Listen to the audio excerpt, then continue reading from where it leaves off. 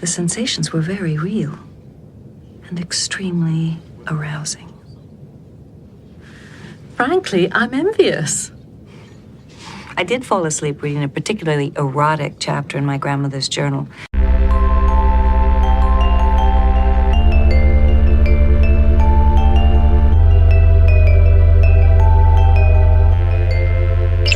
Set a course for love. Ah, yes. One of your earth emotions. Glad I found you. Let's get married. Delete the wife. Welcome back to Deep Space Love, the Star Trek podcast where a married Trekkie couple explore love in all its forms throughout the final frontier. I'm Nicole, one of your hosts. I'm Joe, one of your other hosts. And with us today is a very special guest. I'm going to introduce him immediately. Khalid Hussein is a comedian, producer, writer, and musician, sometimes known as Nappy Gilmore. He's co-host of the Dope as Hell Monster podcast, Frankenstein's podcast, and most importantly, one of our best friends. Hello, Khalid. Welcome. Hey, wow. Thank you for such a great and glowing introduction. That was so nice to hear all those cool things about me. Yeah, how do you feel about that? Good. I especially love that we are now certified dope as hell for the podcast. By Joe himself. You know what? Fine. We're self-anointed dope as hell podcast. I did write hosts. I loved it. But no, I'm excited to be here. Thank you guys for having me. Thanks for coming, Khalid. Yeah. Sunday fun day with the homies. Yes, it is Sunday. It's All Hallows Eve, so the night before Halloween. All Hallows Eve, I thought was the night before Halloween. Is it? Yeah, No? like Christmas Am I Eve wrong? is the night before Christmas. Or is All Hallows Eve what you call Halloween itself? Well, I guess that's what I thought. So then November 1st is Halloween? No. What? No, Halloween's the Hold on. 31st. So the eve of something would be the night before, wouldn't it? Yes. Hold on. Like no one says No. Christmas Eve the night of Christmas Day. Huh. Okay, Halloween contraction of All Hallows Eve. It's just the eve of the Hallows. Don't So just this say is the that. eve of All Hallows Eve. You know what? Okay, no. The internet told me. Okay, it's from Encyclopedia Britannica, so it's legit. Yeah, Khalid, I told you. You what? No, you were just like, it's just the eves of the Hallows. Like you just rearranged the words of the thing we're trying to investigate. I argue that's what most people do when they do things. You could argue that, yes, that's true. You could do that technically. Okay, so this is our Halloween episode. Happy Halloween. Ooh, spooky. I love it. Before we launch into the episode and what we're doing and everything, we have a few guest questions for Khalid. Are you ready for them? Let's find out. Well, Joe sent them to you in advance because I was on the group text, so I know you got them because you registered that you got them. Khalid's really good at doing homework. I forgot that I was interviewing with a stenographer, so I'm going to have to watch my words. I am ready. Okay. All right. Number one. What's something that you love about Star Trek? Okay, one thing that I really like about it is that you can kind of classify it as a genre of like optimistic fantasy. You know what I mean? Which I don't know. It feels like a lot of the times when you're talking about sci-fi or anything that's like looking to the future, it's like really, really grim all the time. Whereas this show takes the approach that like no matter what, the best virtues of humanity will like survive and endure into the future, and like we will be like an important thing to like make the universe better. Like we will be instrumental with our virtues specifically in uniting the universe. It's very cocky, but also like refreshing how optimistic that is, and it carries on through all the shows, which I appreciate. Solid. I feel like that's echoes some of the things some of our previous guests have said. So I feel like not to like make your answer sound not unique. It's more just like it's a running theme in like what fans love about Star Trek. So I think it's cool that like independently we've asked different people and they seem to come to a similar conclusion where it's like, yeah, the best qualities that can be found in humanity are what will endure in the future. At least that's the hope and the thought process and behind the show and what it's doing. So that's great. Thank Thank you you. for that. Yeah. No, it's a really fun world to dip into. So I appreciate the opportunity to do so. You don't just have to dip in, Clee. You could just like cannonball straight in and just start swimming in it. Don't I get this enough from Joe? I gotta get tag teamed on this. I think I'm doing a good job as a tangential Star Trek fan in Okay, okay. how much stuff I've watched. I'm not going to push you into the water. I'm just telling you it's really great in the water. I'm still finding my sea legs. Give me a beat. All right, but so this is not your first foray into Star Trek. So just so everyone else knows that. No, I've long since lost my Star Trek virginity.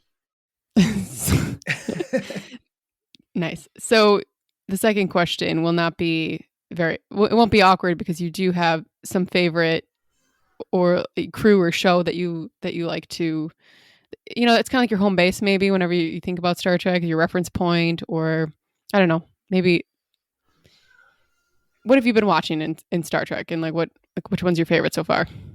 So I've watched a little bit of it all at this point, just by virtue of knowing you and Joe. You're welcome. Yeah, thank you. Yes, I've seen the Star Trek 4 movie, and I understand when people say the whale one now. But yeah, in terms of my favorite show or like crew, it's tough because like I am really partial to like the new batch of Paramount Plus Star Trek series, Picard withstanding, not because I don't like it as much, but because I have fallen woefully behind. But I'm a really big fan of Discovery. That really sucked me in almost immediately with how good the stories were. I'm a huge Michael Burnham stan. I love everything she does. Mm-hmm. And yeah, she's awesome. And Strange New World is, I mean, just for having one season out, like it came strong, and like I'm already such a fan of that crew. But that's what I said. Yeah, but if I have to pick a favorite, it's got to be Cerritos all day. The Cerritos. Is it because you just recently watched the finale of the most recent season? I mean, partially, yes. That finale was amazing, and I would gladly talk about that for an extra hour. But even more than that, I think it's just that like its ratio is inarguable. Like season 1 came out strong, season 2 upped it a grade, and now season 3, it really feels like they figured out what they were doing early on, and it took a genre of comedy that up until then hadn't really been introduced to the Star Trek franchise, and it's seamless. At no point does this feel like it's jarring in connection to anything else in the Star Trek universe, which I think is way more impressive than they make it look. And yeah, just at the end of the day, like I love that cast, and I could watch any combination of them do any silly thing, and I think that's a testament to like a really well running show. So I don't know how long they'll keep this batting average up, this perfect batting average, but I am excited to see where they take it next season. I have faith it's going to continue. Lower decks. Yes. Okay. Third and final question. Which Star Trek character, that you've known so far, would you want to go on a date with? And that could be a romantic encounter or platonic. Your choice. Thank you. This one was tough. I really had to think about it. And I think the biggest issue is that like, just to even like wear a uniform in Starfleet, like you kind of have to be like a PhD in physics, and it's like this weird thing where like everybody is an expert in everybody else's department on that show, where like nobody's ever just like, whoa, explain that to me like I'm a fourth grader. Like they're just all default like Mensa level geniuses, and that is very intimidating for me. I think I bring a lot intellectually to a relationship, but like Starfleet is just like annoying smart. It's fun to watch, but like to be a part of it, I would just be like, guys, you want to just drop me off at the nearest like I don't even know, like just like a fun planet, like maybe everybody like can play basketball really well there. But I did think of somebody who I think I could definitely make a go of it with, and at the very least have an interesting date, and it's gotta be James Tiberius Kirk. He's awesome. Joe just made a face. Not where I thought you were going there. I mean, I surprised myself with this too, but I just like I thought about it. I'm just like, he's just a cowboy, you know? He's just a goofy little guy, you know. He literally works and commands like a sci-fi vessel that flies through space full of hundreds of people, and 99% of the time he just goes with like his gut. It's it's nonsensical in a way that I can appreciate because it reads to me as like a person who's dumb and afraid of being found out for being dumb. So he's just like way too confident with the things he says. And I don't know, man. Like that does it for me. At the very least, I know that like whatever we end up doing is gonna devolve into hijinks and it's gonna be a story. So yeah, James Kirk. I love it. I love that answer. That's great. Wow. Thank you guys. Thank you. What's the phrase? The term I'm thinking of that people sometimes describe Kirk. Himbo. That's it. Yes. Himbo. Himbo came to mind. Yeah, no. Himbo, yep. He's our favorite himbo. It would just the conversations alone, like it'd be amazing. Yeah. Great answers, Khalid. Thank you. Thank you. That was so fun. Before we move on to the episode we're going to talk about, I have a very brief Trek check section this episode. Because we're finally doing an episode within like 3 or 4 weeks of Yeah, our last usually one. the episodes are like super far apart, so there's a lot of Star Trek news comes out. But I have a brief one.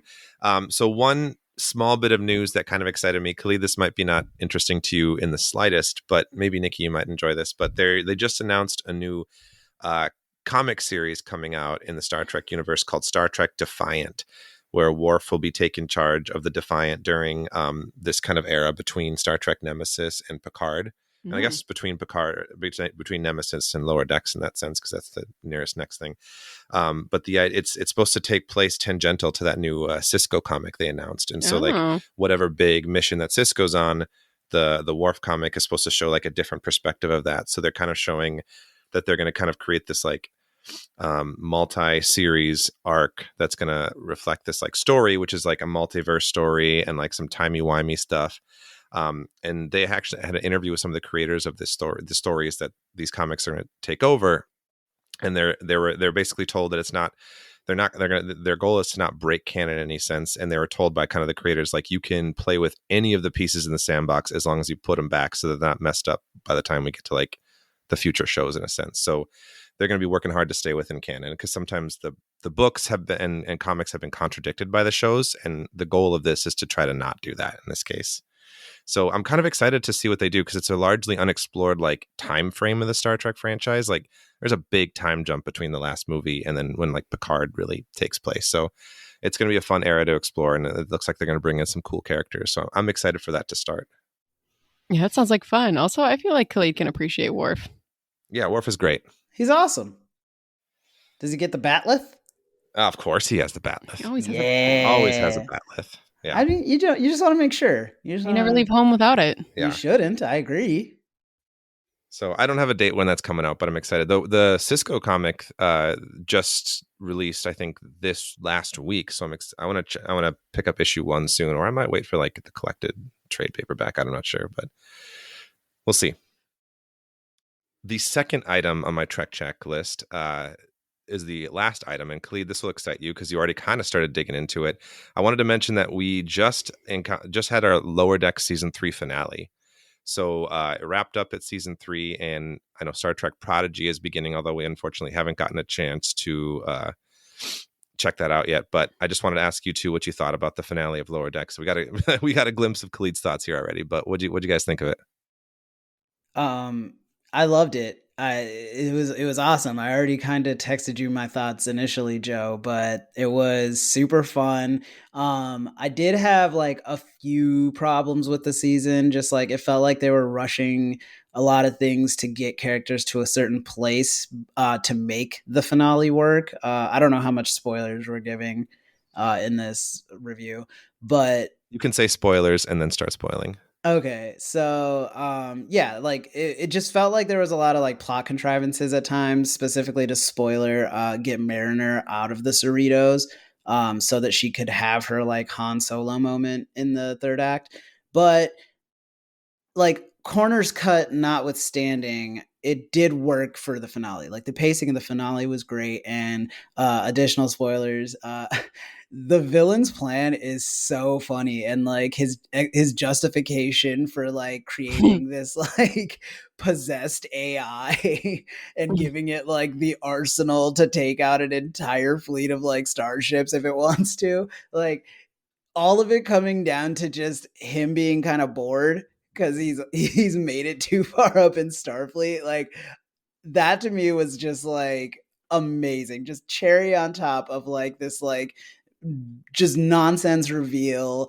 And in like I feel like in less capable hands it would have been like done a lot worse. It would have been like way too rushed even there, and I wouldn't have appreciated it as much. But this time it was just like the more I thought about like this was like a years long conspiracy, like so many people were involved, and like I could not stop laughing. But yeah, to cut it off there, I loved it. It was great. Yeah, I would echo a lot of what Khalid already said. Although I hadn't thought about the hilarity of the Admiral just creating these AI drone ships because he was bored.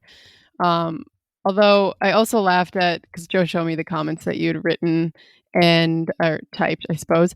Well, what did you say? The idea of like because the Cerritos is like is part of the California class, and so the California class ships all ganging up to like kick the ass of all the Texas named ships. It was hilarious, and I agree with that. It was awesome. It was like Risk using an American electoral map. Oh yeah, so this season it flew by. I mean, the Lower Decks always flies by really fast. I really wish that they could do more in a season, but I appreciate what we do get, of course. I can see what you also said about cutting corners. It does feel like maybe Mariner should have spent a few more episodes like doing the Han Solo thing, as you said. And I do feel like, I don't know, but I mean, the pacing of the finale was good, but it did feel a little bit like, okay, getting her back in seemed like it was a pretty quick cut too as well. Although, side note, I enjoyed the idea of her archaeology friend being funded by Picard. That's great. Callback. Is that from like the series? Yeah, Picard's like a art archaeology nerd. And he like hires like space pirates there's to like help? There's another, actually, if anyone wants to go back and listen to our Picard Vash episode, he meets like a rogue archaeologist woman that he kind of like has a fling with in a couple episodes, and he's like, oh, we have to be like respectful of archaeology, but then she's like, no, let's have fun with archaeology, and she like kind of helps him like go loose a little bit and like appreciate like the fun of the hunt of it and stuff. So like the notion that he's like helping fund like, I don't know, like Indiana Jones types to like get pieces off the black market seems like a natural progression from that plot a little bit. What does she mean embrace what's fun about archaeology? Like I just don't understand that as a prompt. I would be confused if I was him. I wanted to be an archaeologist when I was a kid. Okay, but like what would you like? What would you critique of like somebody else's archaeology style to the point where you can be like, yeah, they're just not having fun doing this? Like, should he be whistling like a Carly Rae Jepsen song? I don't understand how you archaeology fun. This feels like a conversation that we've had before, Khalid, but I don't remember. I do remember us fighting about archaeology once before, though. I mean, I'm surprised it hasn't come up more. Like, that's such a source of contention for us. Yeah, well, it was like some movie. It was a movie about archaeology, and I think I was like, oh, I love the archaeology elements, and you're like, I hated that part. Oh, was that Stargate? Maybe. I don't know, probably. But anyway, that being said, that's the reference. Yeah, well, yeah, we can move on. I mean, I think we've proven that we're not going to solve this right now. No, it's a to be continued situation here. Nice. Yeah. But anyway, yeah, that being said, I also would agree with you both. It was a great season. I think that the penultimate episode was probably the weakest, like you guys said. But I think there was some really strong episodes. The DS9 episode was super strong. Oh, yes. That was one of my faves, to see some of those returning like cast members back.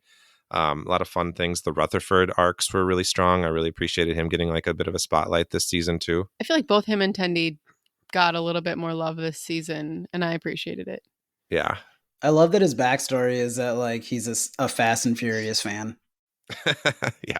Yeah, like just like that whole vibe is so great, and just props to Eugene Cordero in general. Like all the voice acting is amazing on the show, but like Yes. he just does such a great job making like Rutherford feel like a distinct person. The two different Rutherfords for sure, too. Exactly. Yeah. No, that episode was so cool. Agreed. Also, the running thread of Ransom having to sort of overlord over Mariner was funny too. Yeah. Anyway, shall we move on to Yeah. our episode in We question? could probably gush about Lower We Decks could, for we a could. whole hour, but let's move on. Yeah, Sex Candle Ghost to talk about. Yeah, Sex Candle Ghosts. So we're segueing into yeah, we're talking about the Next Generation, the TNG episode, season 7, episode 14, Sub Rosa. It's a ghost of an episode for Halloween, y'all. The synopsis is as follows. After her grandmother dies, Beverly encounters a ghost lover who has courted the women in her family for 800 years. Dun, dun, dun. Ooh. Where's your laugh, Khalid? Sorry. Thank you. Yeah. I can't believe this is season 7. I was trying to find this before we watched it literally like an hour ago, and I was looking in seasons like 2 and 3, and you're like, no, it's season 7, and I was like, no way. Yeah, season 7 feels like you should be like they're like established. Like this is like a early season plot. But that being said, okay, that makes it sound like I feel like it's lower tier, and like it's different tier, but it's confident. The earlier shows, I would say the earlier ones weren't as confident. This is confident. Yes. Also, I do feel like, I mean, they've told a lot of stories, and it was about time for Ghost Sex Candle to come up. Yeah. Yeah, were they overdue on the Ghost Sex Candle storylines? Yeah, it was a long time coming. So Khalid, I would love to hear your thoughts. Yes. Initial thoughts. Yeah, so TNG is like one of my lesser watched series. I don't know, it's just when I was a kid, Star Trek just didn't grab me the way it like did for you guys, but I do like the iconography, I guess, of the Next Generation in general. Like I'm a big fan of Geordi LaForge, and the visor is super cool. I think that that Picard is like hands down the coolest commander in the Star Trek franchise. But wait, yeah, what? I think he's the coolest of them You think all. Picard's the coolest? I would not have expected that of you, especially after you just said you would want to like go out with Kirk. Yeah, Picard's too cool, and again, too smart. Like I would be Googling like wines that he named, because like that's how uncultured I am comparatively. Like I know my station in life. I can handle like a hick like Kirk. Wait, I have a quick question about Kirk. Which iteration of Kirk? Are we talking Bill Shatner? Are we It's talking gotta be Chris Shatner. Pine? Are you kidding me? No, Chris Pine did fine with his like Kirk the imitation. We're gonna have a new Jim Kirk. I mean, hopefully he gets the himbo vibe down. I felt like Chris Pine just like is like hiding the fact that he can read, versus like Shatner, who's just like bold-facedly like trying to like pull on a door that says push. Like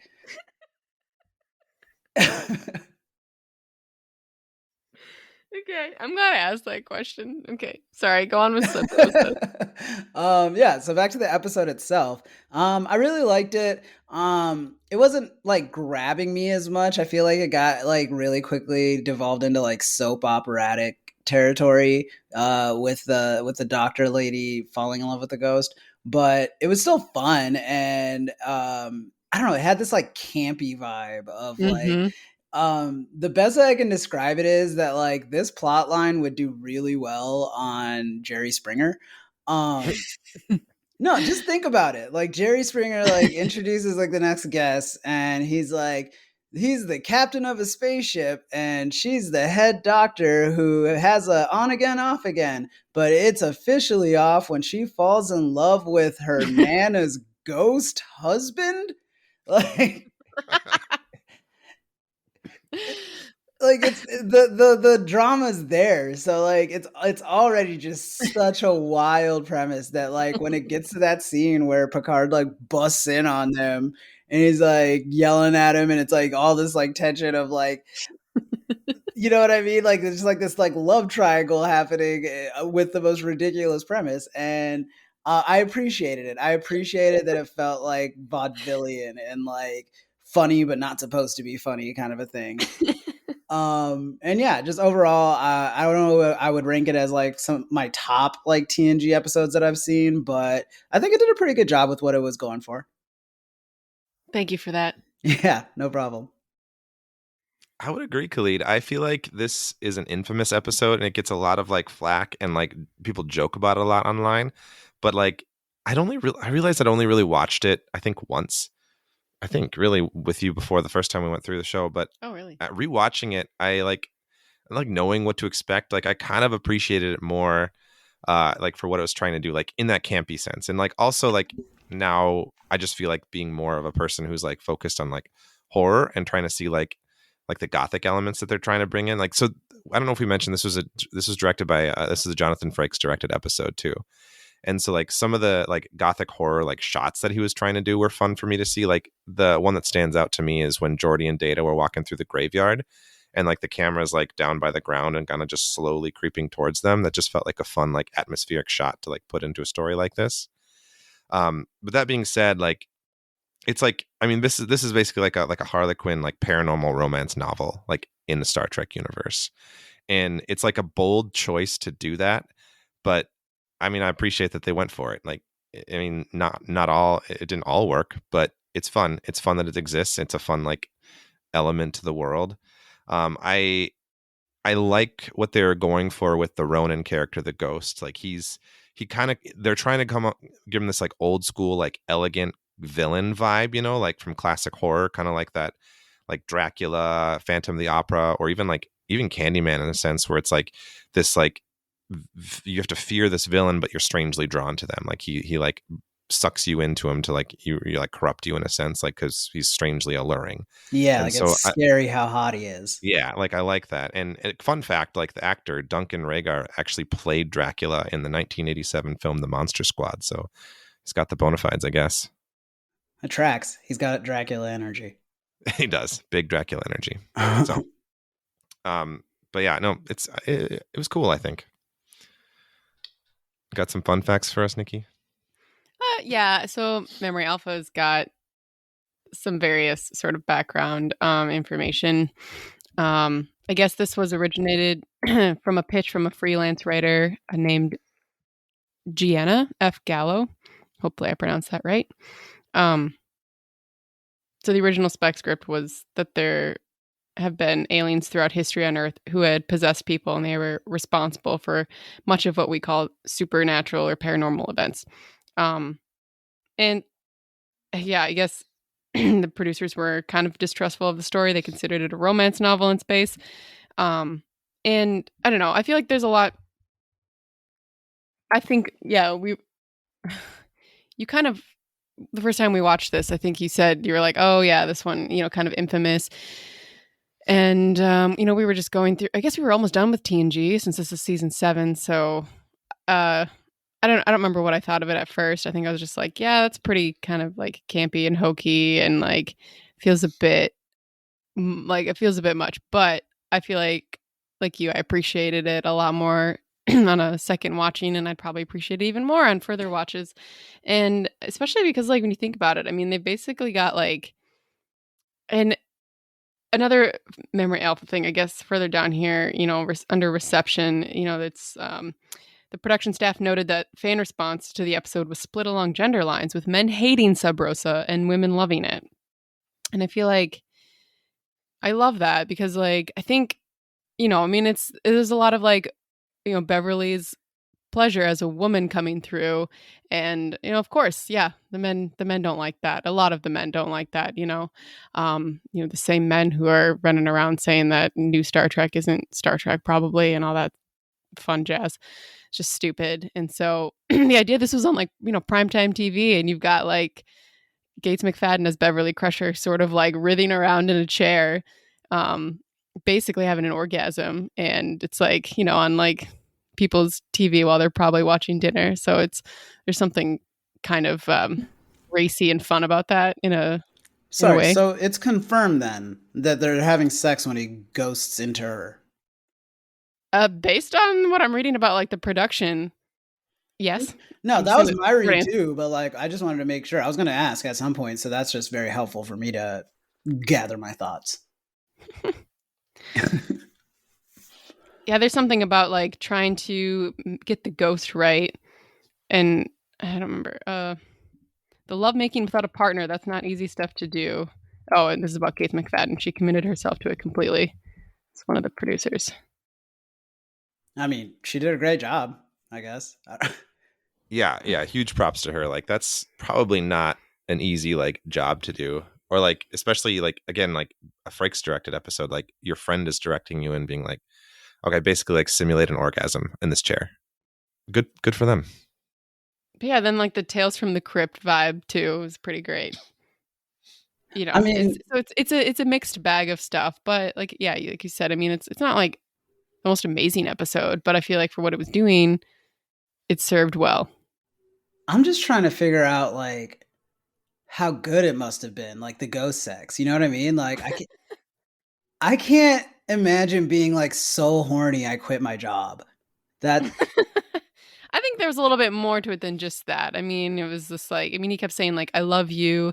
Like that was a huge thing. And I think that, you know, um, I was thinking about this during the episode too. I think that it seems like her grandmother was kind of isolated and, you know, probably a lot of the women throughout her, you know, matrilineal line probably, you know, I don't know, I guess, but she seems to be one of the ones who, you know, she's on like a starship and she's got this huge support network. I mean, like, you know, if Picard hadn't gone down there, Picard would have been like, I guess, like, if that's what you want, him and Troy, I guess, Deanna, if they hadn't decided to be like, something's wrong here, you know, Beverly doesn't just quit her job and whatever. I don't know what I'm trying to say. That ghosty is too good. Is I think the takeaway. I think what you're trying to say is like I think that when it's so ultimately it's revealed that like he's not a ghost, he's like an anaphasic life form, and like the whole concept of that creature is they have to like bond a host to like have a physical manifestation. And so I think like I think the implication is that like the bonding process like kind of influences the host a little bit too. So I like it's almost parasitic in nature. So like the idea is that she starts to like lose a little bit of like her own focus because like she's like drawn to him because like this like bonding is happening. I think that I don't know if it's that clear, but I think that's the implication. It's relatively harmless though, right? Like her grandma didn't die of a parasitic bond. She lived well into her 80s. No, and I think that's like what it says, what they say at the end. Like she's like, it's kind of sad because like he made my grandma happy. Right. So it's just like, I don't know. It sounds like Starfleet really just like stuck their nose in and made things worse. Yeah. Well, he started killing people. Yeah, he Yeah, did start because killing they were people. sticking their nose in. I think Ned Flint was sticking his nose in first. Quint. Yeah, speaking Flanders. speaking of I don't know. incels, yeah. That dude just running around snitching on a ghost that's just steady macking a line of women for eternity. But is she really even making, you know, a choice? You know, I mean, Deanna is saying like, oh, well, this is her choice, so I don't know how, you know, we shouldn't really try to influence her choices. But I mean, that's kind of what he's doing. I don't know. I just naturally assumed that Nana had a very solitary existence because, like, it took all of like 5 minutes for somebody to just check up on the doctor and find out she had like a ghost possessing her or whatever. So, like, if anybody liked Nana that much, they would have come by and like deduce the same. But if she doesn't have anybody else, then hang out with the hot ghost that's like flirting with you. Well, it's so the Ned character. I mean, it's interesting. I mean, it did seem a little bit more like he was. I don't know whatever their relationship was. I mean, he was like, oh, I was like the caretaker of her and or the house, I guess. But So here's my question.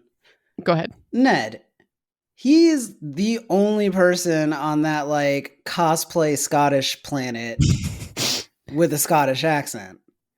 So do you think he's like using a fake accent?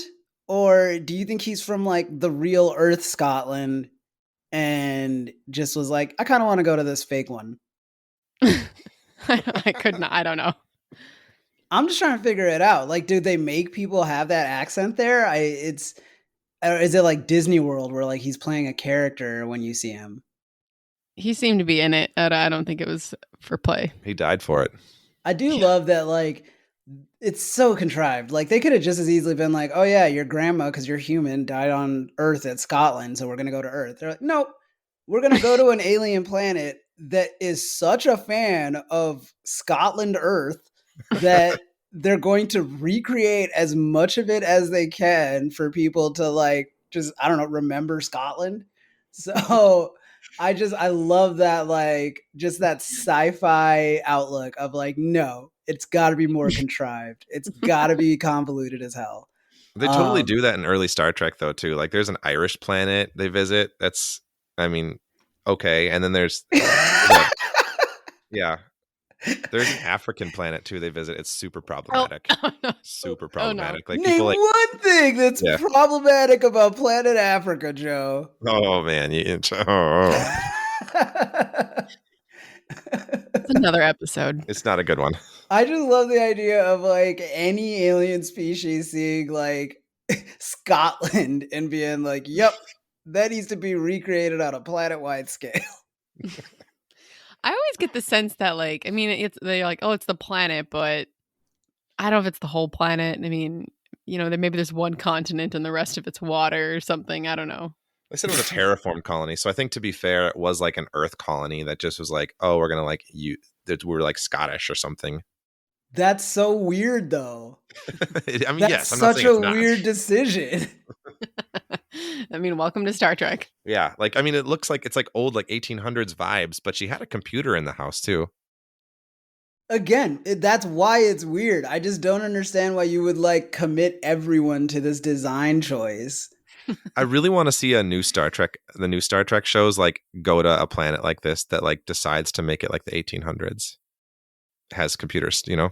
Yeah, like walking haven't around seen by that. like candlelight. Just Yeah. I want at least one character to just comment on how dumb of a choice that is.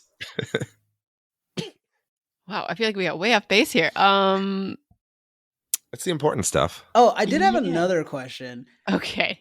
So the relationship that the ghost has, that Ronin has with her family, goes all the way back for however many years. And they are still procreating children in that line. So is he cuckolding these like husbands, or is it, do you think it's like a poly situation where like eventually she introduces like the husband to the ghost? Okay, so it seems like the previous host has to die before the next female in line gets it. So, I mean, Beverly has already had a husband, and she would still if he hadn't died. I don't know. I'm guessing it seems maybe they live a long time, so maybe like all their husbands die off and then they live longer. I mean, she was supposed to have been like really old, her grandma. So Yeah, it seems like she started the relationship with him in her like elderly years, which he's supposed to be 34, which I didn't quite buy. oh yeah, Joe had this whole thing about They how he kept didn't like doing it. Dude, that was Yeah, so 34? weird. Like, there's like, wow, yeah. And you know, she was dating a 34-year-old. Picard's just like 34. Like, it was so weird how much they were hung up on that specific number. They really want us to know that because he doesn't look 34. That's so confusing. Like, is that supposed to be like the first red flag that he looks older than he says he is? I don't understand. Maybe. Well, I mean, clearly he's like over, I don't know. But Whatever. I think the implication is that like he ultimately like bonds with these women like well as they're older, or like probably when they're widows. Like he couldn't get a fellow 34-year-old. He's got to like go a couple like levels up. I guess when he tries to get someone like closer to his age, like Dr. Crusher here, it just goes awry.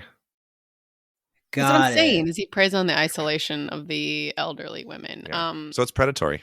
And so there was an implication that Beverly's mom never had this opportunity, so to speak, because there was that mention about, oh, all of the women in my family have had green eyes except for me and my mom. And then that's like one of the first things that Picard notices when he comes back down into the house. He's like, oh, your eyes are like your eyes are a different color. Because they're like green now, I guess, whenever they're being possessed by him. And so presumably her mom is like the only one, because she must have died so young, who did not live long enough to inherit the candle. I mean, bummer for her, because it's for all intents and purposes, like ghost sex looks great. You know what I mean? It really does. Like she missed out on a lot. It sounds like. Yeah. So did they go to that planet for her Nana's funeral? I think so. I think Yeah. that was the point. Yeah. I mean, That is a gross use of resources. Like, there's so many people on that ship. You can't why wouldn't you just take a shuttle? Your staff, come on. Is that how that works? Oh. I don't know. It's for it's dramatic effect, of course, but like, I think like it's interesting though, because you make a good point. Like in something like this, like the whole ship is there, but like a lot of other episodes show like crew members, like main characters going to like a personal thing, and they take a shuttle usually. So I don't know. Maybe it's just like, oh, it was on the way to this next place we have to go. I think Picard may have had a throwaway line. It's like, oh, we're due at this place nearby tomorrow or something, but we can shave it off a few days. That'd be like if you were like on a like Kiss tour bus and like the one of the roadies needed to like go visit like a sick uncle. And so you made like Gene Simmons and everybody like come in makeup to like see your uncle. Yeah, exactly like that. I don't know. I'm not. Exactly like that. I just feel like Gene Simmons could be using that time to do other things. Yeah, maybe. But what do I know? Yeah, exactly. What do you know? I guess I don't know. It just I feel like it's pretty messed up that I feel like he's killing some of these guys. Like there's like probably something more sinister to it. Like some of the husbands, like it Like just Duncan feels like actively took out the husbands to like latch on to the women. Yeah. He might have. He I mean, Ned. he took out Ned, and he was ready to take out Picard and Geordi. I feel like he keeps them alive just long enough to like make sure the succession continues. Yeah, that could be. Yeah, I don't know. We learn a little bit about like the alien life form that Duncan is. Like, so they say he's an Duncan. Duncan, yeah. Ronin, sorry, Duncan's the real actor, right? That's what I was like. What are you Sorry, talking about Duncan. for? The actor Ronin. We learn about what the alien Ronin is. He's an anaphasic life form, which is an entity composed of anaphasic energy, and basically he's extremely unstable, and such life forms require some sort of conduit to maintain molecular cohesion and a corporeal host with a compatible biochemistry in order to take physical form. And I did not just memorize that; I read that somewhere.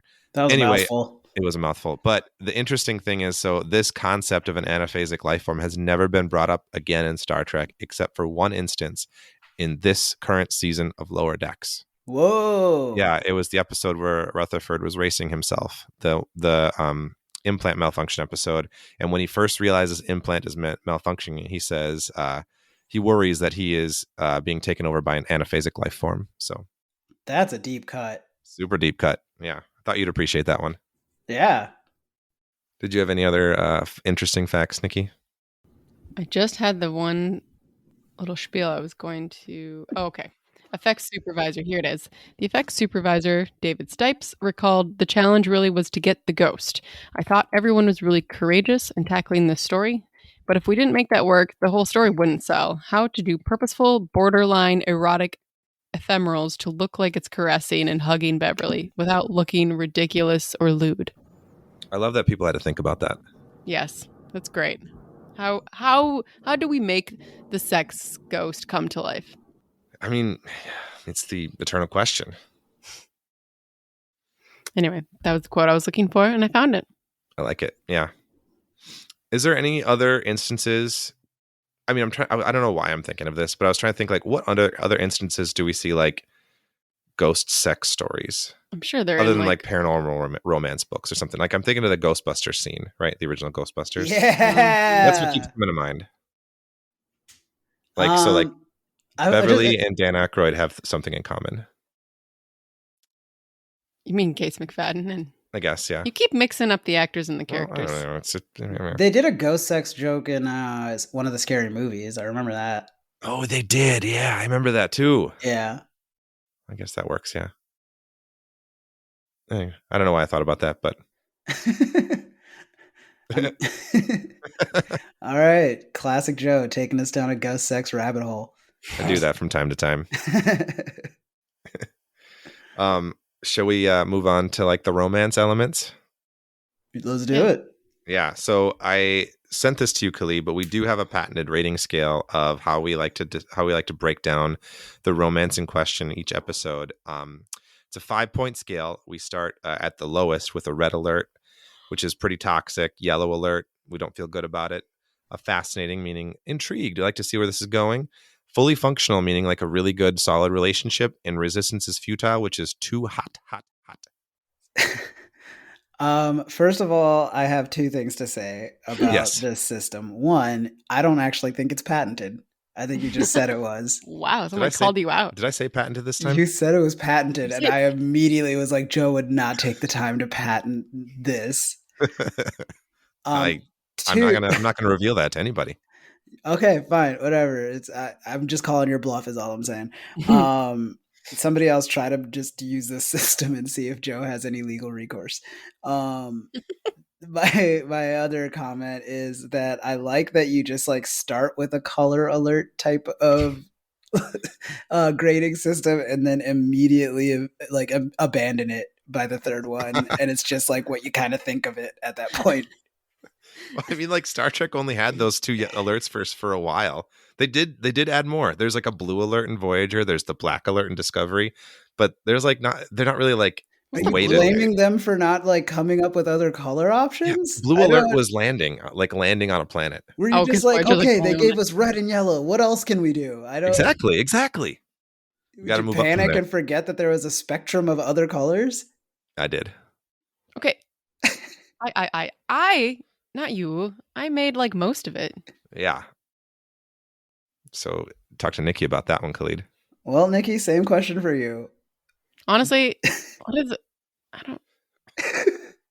don't know. I can't remember exactly. Like we did kind of go back and forth on it, but all right. Well, you know what? Patented already, Khalid, so we can't go back on it. It is patented, yeah. Red alert and yellow alert just fit really well with those categories. Also, there's like no cool quotes that go with it, like fascinating, resistance is futile, and fully functional. Like those are all like great quotes. Those are quotes? Yeah, it's all quotes. Fascinating is a thing Spock says all the time. Data in TNG says he is fully functional in terms of sex acts, and resistance is futile is what the Borg says. Yeah. Well, all right. I put my hands up in defeat. I get that there is a logic to the system, and I consider my questions perfectly well answered. Good. I don't want no smoke, guys. All right. So you thought, okay, so Joe sent this to you in advance. So you've thought about it. I have. Yes. Yes. Okay. So where on the scale do you put specifically Beverly and Ronin? Okay. I will say that for probably about like 30 minutes of it, it fell squarely into the resistance is futile, aka super hot category. Resistance is futile. I don't know, like it's awesome. And like, you know, it's the 90s and they're just like showing like just soul female pleasure. Like it's a very positive image that they're putting out there. But then obviously they had to do the Killmonger thing where like even though like the guy he kind of has a point, you know, like give a lonely old lady like some fun. They have to make him a murderer to make it like clear that he needs to be stopped. So like I had to go back. I didn't go all the way down to red. I went to yellow alert once he started killing people. Yellow alert.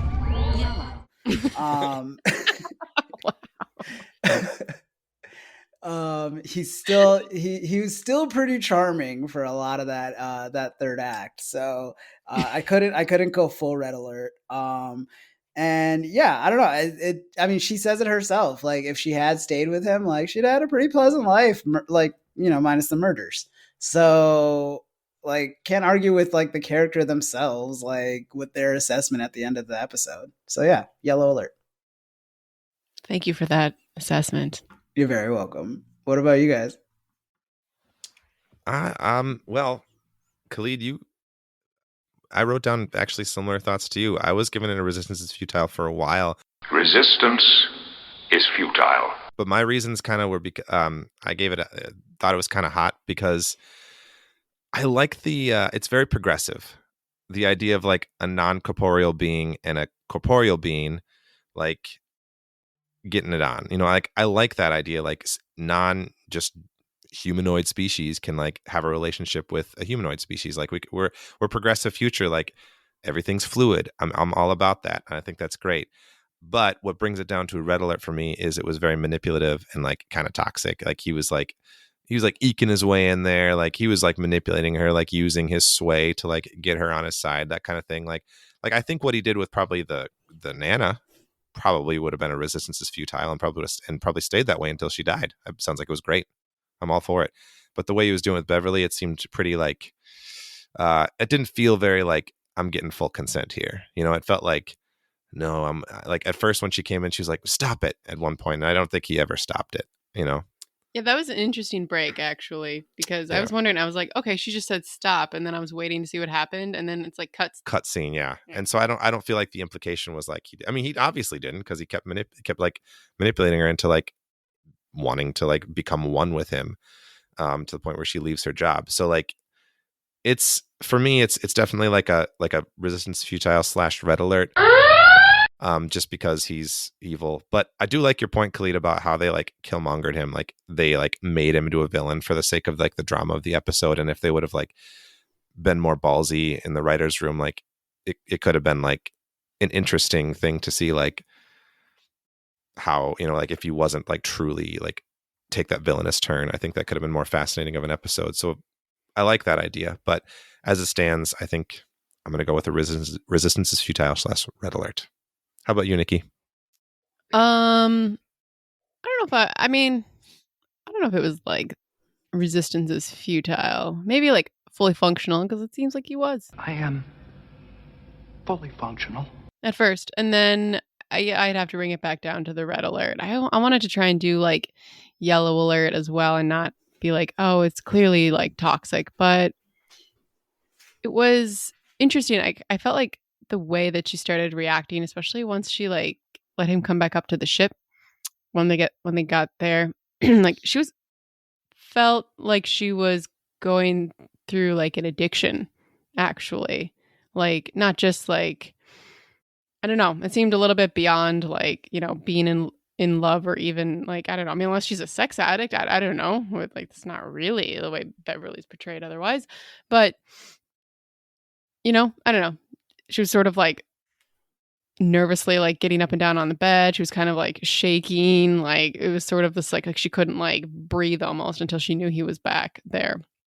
It was kind of intense. I know you guys have been married for a while, but you remember those first couple dates. Like you get excited. I don't know. That seemed a little bit beyond like. Also, like her friends noticed too. Even like Deanna was kind of like, something's kind of weird about this. Yeah, not enough to have any follow-up questions. Yeah. She's just like, hey, what's going on? She's like, met a new guy. His name's Ronin. He's 34. Dated my Nana. Dated my Nana. Yeah. Like, I just no follow. She just kind of like nervously nods and leaves. I feel like we can't end this episode also without having that my favorite quote though. What's your favorite quote? Where she's like, I fell asleep reading a particularly erotic chapter in my grandmother's journal. Oh yeah, that's a great quote. Everything about that, like her relationship with her grandmother was like like before the ghost is a factor, it's weird. Like what kind of relationship they have. It's very open. Yeah.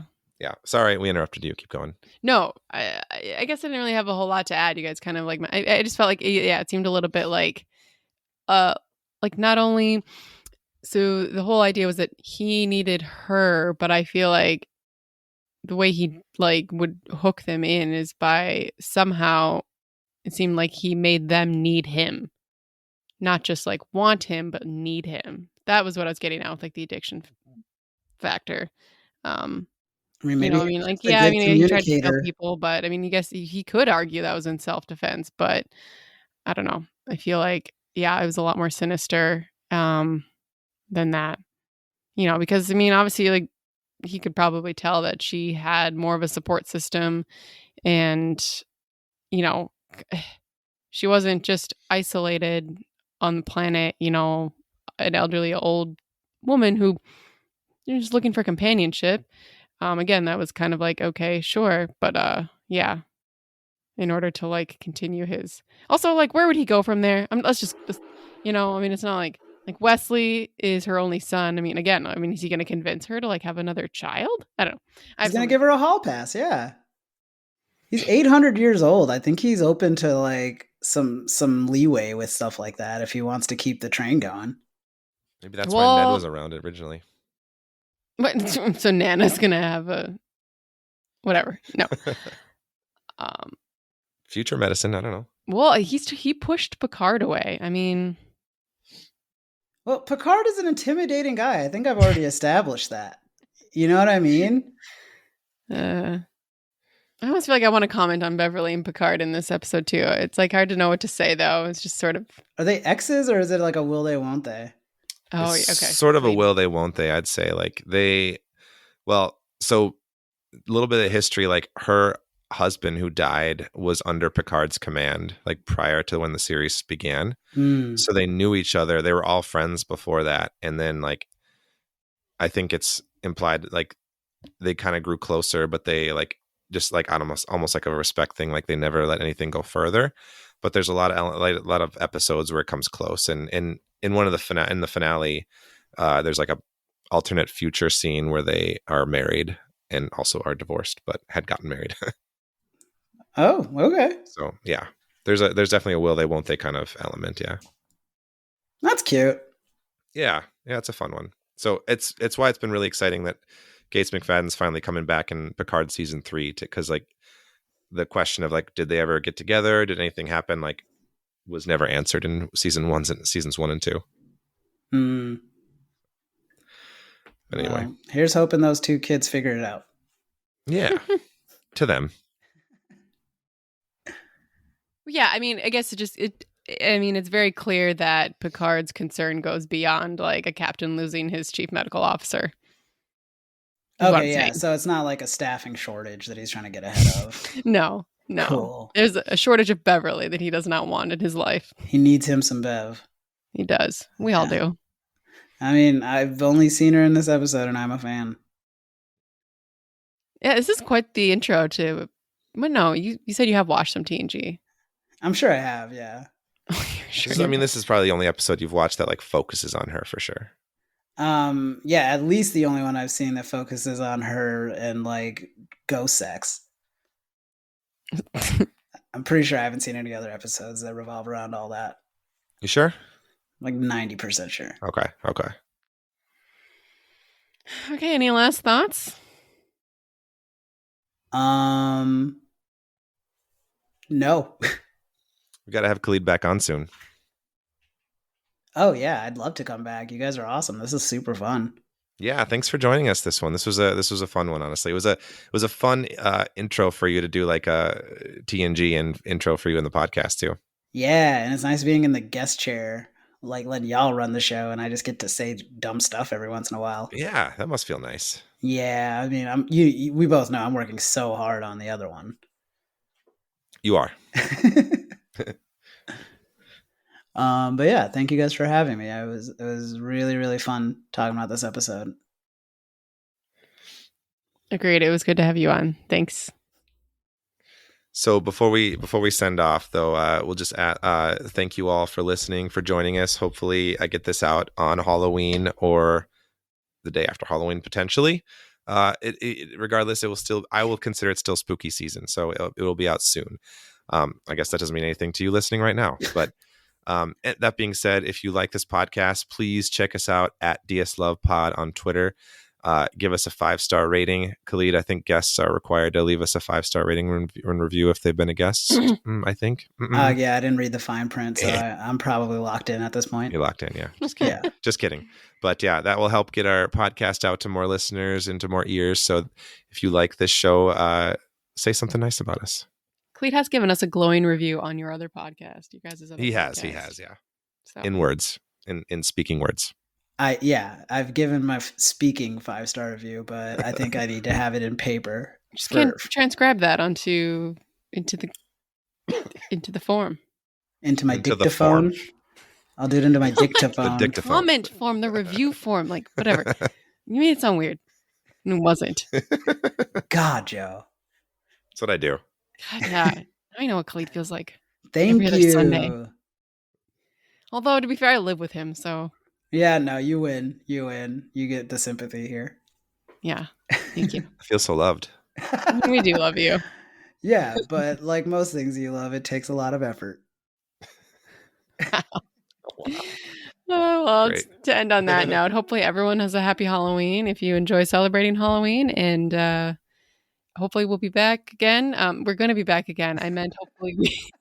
Hopefully. Let's see. What is this? God Is willing. October. So November. Mhm. Yeah. We'll try and get at least 2 more then Yeah. out before the end of 2022. We have some fun plans lined up. So, including more Khalid. Yes. Yes. Hey, more Khalid. Nice. You sound surprised. I am surprised. Otherwise, until that next time, which we don't know what we're doing yet, but we'll figure that out. So until next time, love long and prosper.